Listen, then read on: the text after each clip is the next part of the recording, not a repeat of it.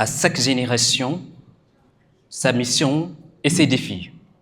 Nous sommes jeunes et nous voyons de loin. L'être et l'avoir, notre force. Il faut dompter le mal partout et toujours, toujours et partout. Enfant, j'hallucinais déjà à croire comment ils font pour combiner de manière machinale les ordinateurs. Aujourd'hui, adulte, je suis témoin d'une révolution numérique. Je fais ma part. Je fais ma part aujourd'hui avec Marodi AI. Aujourd'hui, le cyberespace est devenu une extension. Mais cette extension est fragile. Pourquoi fragile? Parce qu'elle est exposée, souvent mal protégée. Au Sénégal, les cybermenaces évoluent plus vite que notre capacité à les détecter, à les comprendre et à y répondre. C'est dans ce constat qu'est né aujourd'hui Marodi AI, qui est devenu une vision sénégalaise de la Cyber Threat Intelligence. Mesdames et messieurs, je vous prie de croire. Aujourd'hui, nous ne vous demandons pas d'évaluer, mais juste de croire à une vision que nous allons vous présenter. Comme vous le voyez, Marodi, qui insinue lion en français, avec ses valeurs et ses forces comme la force et la vigilance, inspiré du Wall of Marodi, qui symbolise la force et la vigilance du lion Marodi. Donc, c'est une plateforme révolutionnaire de Cyber Threat Intelligence. Et cette plateforme, il permet de collecter pour lutter contre ce qu'on appelle les cybermenaces. Pour les cibles, on travaillera directement avec des institutions comme l'État, des entreprises comme les PME, les PMI, et enfin, un onglet ouvert pour l'éducation et les ONG. Et après ça, on va parler techniquement donc des valeurs ajoutées sur notre innovation. Pour les valeurs ajoutées, vous n'êtes pas sans savoir que Marodi est un cyber threat intelligent qui va permettre donc aux acteurs, aux analystes SOC, aux responsables de cybersécurité de pouvoir faire ce qu'on appelle des analyses et des corrélations intelligentes. Et cette intelligence-là est permise et facilitée par le biais d'une intelligence artificielle qui travaille sur le système algorithme de corrélation.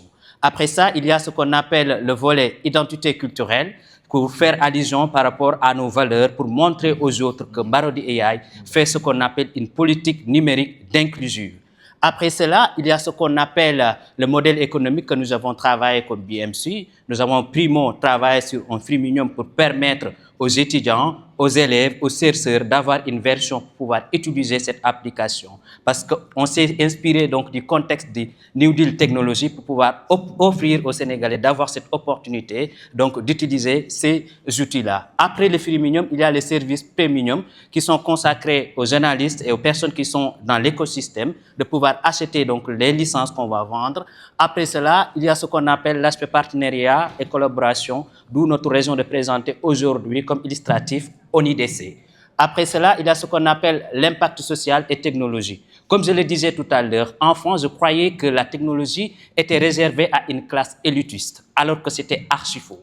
Parce que tout simplement, si on a un peu de background, on peut faire beaucoup de choses avec la technologie. Prenons le cas donc, de François Meng qui évolue à Sonatel Academy. Il n'a pas fait la technologie et aujourd'hui, il fait partie donc, des bras leviers et fondamentaux pour le changement numérique et déterminant au Sénégal. L'autre chose également, nous avons tendance à sous-estimer nos capacités. Et à la sortie de cette session, nous ne devons plus se plier à l'omerta parce que, comme je vous l'ai dit tout à l'heure, on va y croire. C'est une vision à laquelle nous vous invitons tous d'y croire. L'autre chose, nous allons marier innovation technologique et identité culturelle pour rendre la cybersécurité accessible, intelligente et adaptée à notre environnement. Et ça, c'est la vision de Marodi AI. Et nous invitons tous qui sont là de nous rejoindre à cette vision-là. Après cela, il y a donc l'équipe de Marodi AI, donc Mohamed Abdallah Sall qui est en train de parler, M. Serti Dianli, notre ingénieur de recherche, M. El Haji Malik Diouf, technicien, et Mati Diop qui nous aide sur la documentation et la mise en place donc, des protocoles sécuritaires. Après cela, on va vous réserver donc, une belle phase de démonstration avec notre ingénieur de recherche, M. Serti Dianli. À vous la parole. Merci beaucoup. Bonjour, chers auditeurs. Donc, je vais passer directement à la présentation. D'accord. Merci.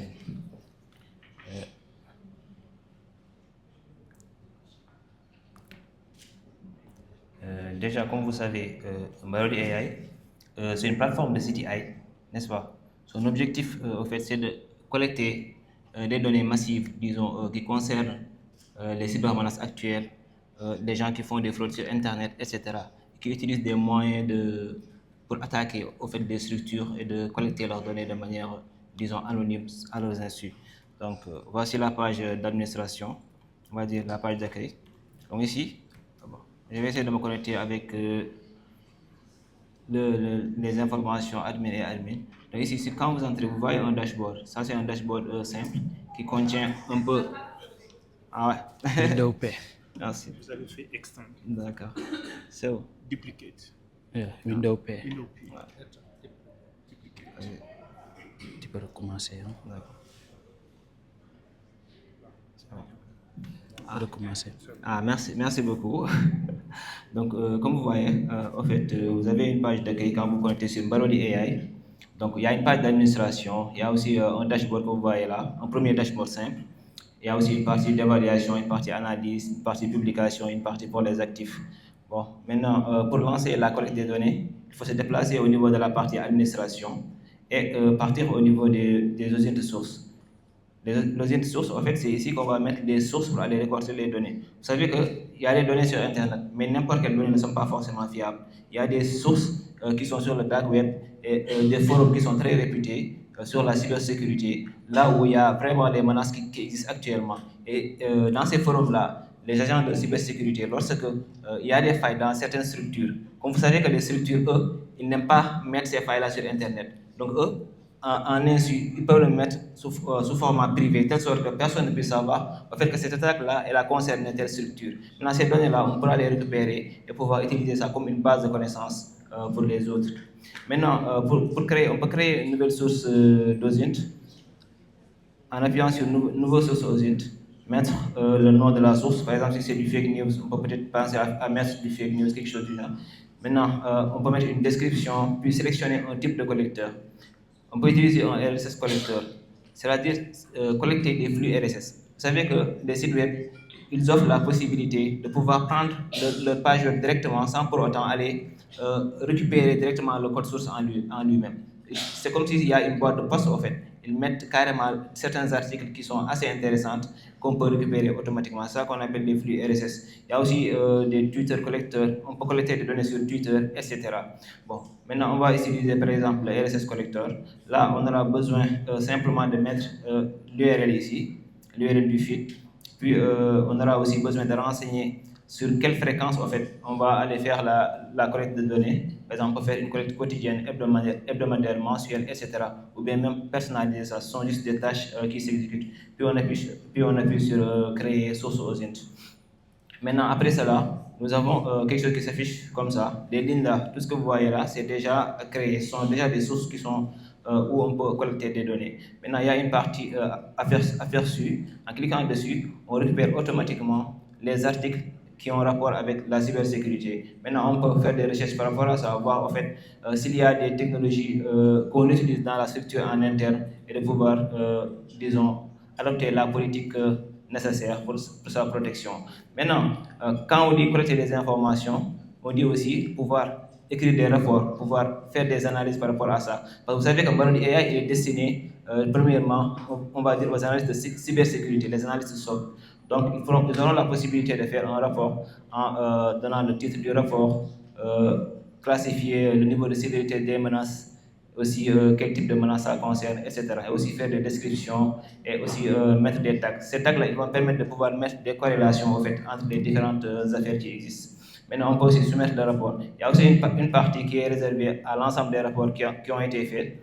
Ça s'appelle mes rapports. Il y a aussi des rapports qui sont partagés. Comme vous savez, dans les structures, il n'y a pas qu'une seule personne qui travaille sur la cybersécurité, il y a une équipe. Donc, il faut qu'il y ait un workspace pour permettre une bonne collaboration et qu'il y ait une bonne politique qui a été dictée et que tout le monde soit au même niveau d'information.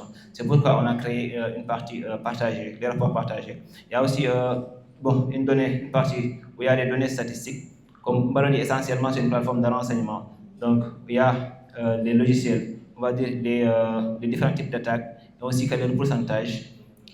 Il y a aussi l'ensemble de tactiques et des procédures qui sont utilisées par les attaquants pour pouvoir voler des données. Ça aussi, on a des diagrammes adéquats pour ça. Maintenant, vous voyez ici, par exemple, que l'exfiltration de données est très utilisée par les attaquants.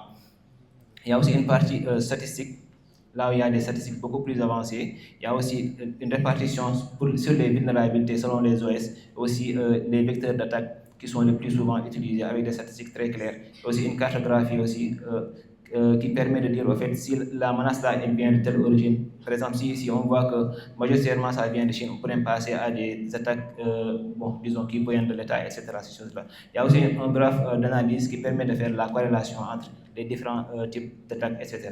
On a aussi bon, implémenté un module supplémentaire. Comme on sait que de base, Barodi, il part sur Internet, il part sur le dark web, il récupère les données. On s'est dit pourquoi ne pas récupérer les données de manière interne. Raison pour laquelle nous avons créé une plateforme d'analyse de malware qui va, à partir des fichiers qu'on peut trouver suspectés, on va dire, dans la structure, pouvoir les analyser de manière automatique via une intelligence artificielle. C'est un modèle que nous avons développé, un modèle d'IA qui permet de faire une analyse. On peut par exemple tester un fichier DLL pour voir.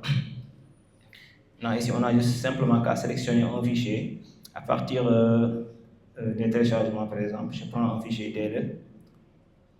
Ok, bon, il y a un fichier qui nous dit qu'il est innocent. Est-ce qu'on peut vérifier ça? On va voir s'il est aussi innocent que ça. Ah, bizarrement, le nom il est écrit innocent, mais on voit que réellement c'est un malware. Donc, c'est un peu ça qu'on avait ajouté pour pouvoir, disons, apporter une touche supplémentaire, de telle sorte que la structure qui utilise Barodi en soi, qu'elle puisse elle-même être acteur, disons, de ces données-là qu'on produit sur Internet. Merci beaucoup. Voilà, mesdames, messieurs.